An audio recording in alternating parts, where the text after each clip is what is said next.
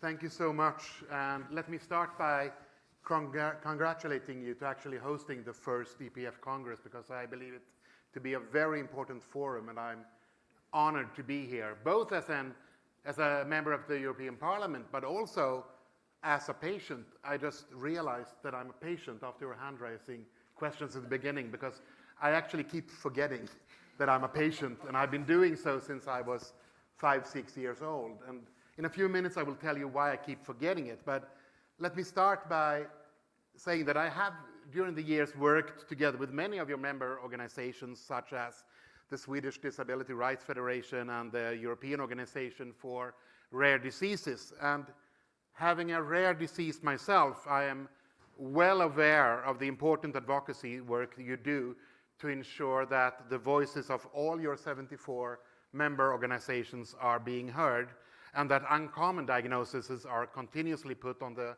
medical agenda as well.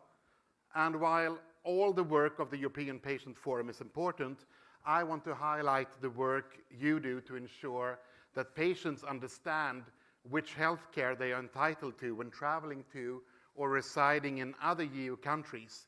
This is an extremely important issue, especially in a time where moving to another EU country for work is becoming increasingly common as well.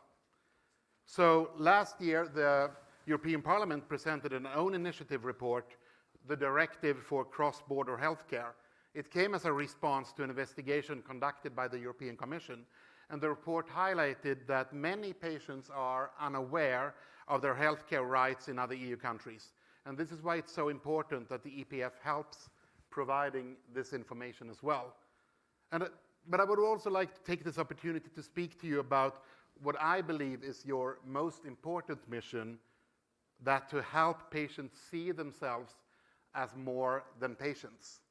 And that is where I started. I keep forgetting that I'm a patient, and I've been doing so since I was 5-6 years old, because if I may make in my remarks include some personal reflections. When I was 5-6 years of age, that was the first time I realized that I have a disease, but that doesn't mean that I have to feel sick.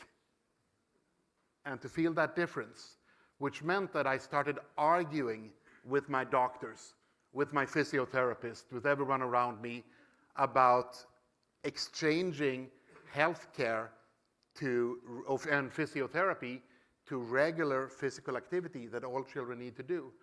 So I moved towards sports. And 20 years later, I became a triple world champion in swimming, and I joined 2 Paralympic Games as a swimmer. And my identity changed from being a patient to being an athlete. And thank you.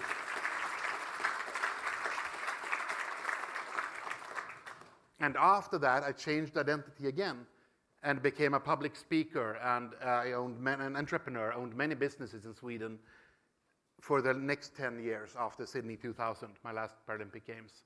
And after that, I changed and became a local politician and now an MEP, which means that the last 3-4 years, I realized that I've been a patient all along, that I don't have to be one identity.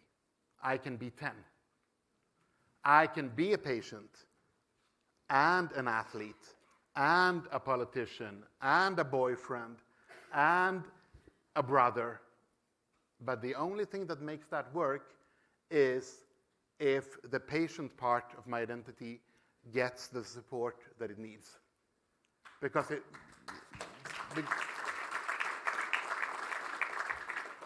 if that part of my identity will get the support needed, suddenly I can be more than my problem. And yes, I call it a problem because it is a problem, but it can be less if I get the support needed. And I also realized that 5-6 years old, when I started defining myself more than sick, more than a patient, was due to the fact not only medicines, not only the self-decisions that I was allowed to make, but also that not only I got the support needed, but also my family, my parents, my sisters. I got it at Ågrenska in Gothenburg with Anders Olausson. I got it there. That's where my parents could leave me for 1 week or 2 weeks, and I would have fun. I would play. I would meet other people with the same kind of disabilities that needed the same support, but we were never defined as sick.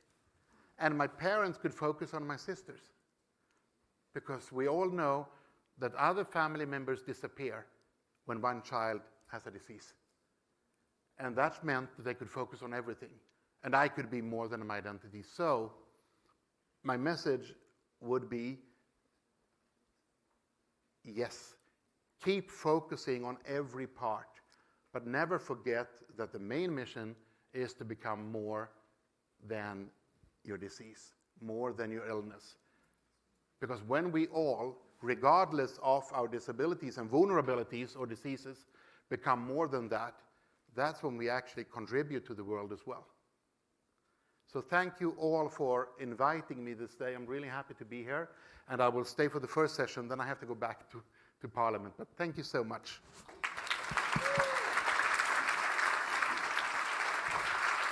Thank you.